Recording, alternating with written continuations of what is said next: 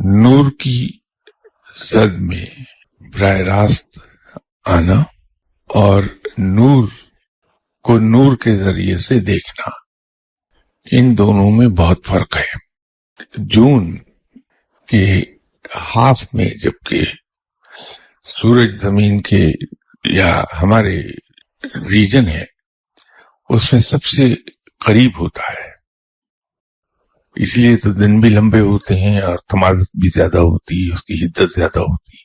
ہم دھوپ میں دوپہر کے وقت اپنے کام سے باہر نکلتے ہیں، اس دھوپ کو ہم برداشت کرتے ہیں، ہم جل نہیں جاتے ہیں۔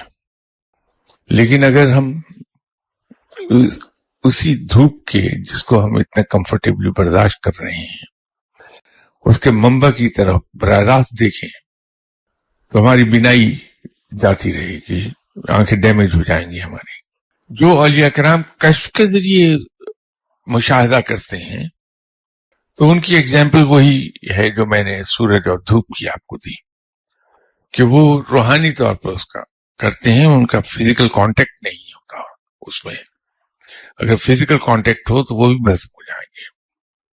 بلکہ اس کی مثال، بہتر مثال یوں ہو جائے گی کہ اگر سورج کو آپ ایک فلم کے ذریعے دیکھیں تو بڑے اطمینان سے ہم سورج کا مشاہدہ کر سکتے ہیں، لیکن براہ راست سورج کو نہیں دیکھ پائیں گے ہم۔ تو کشف کے ذریعے جب آدمی دیکھتا ہے تو سورج کی فلم اور سورج کی بذات خود دیکھنے کا یہی فرق آتا ہے۔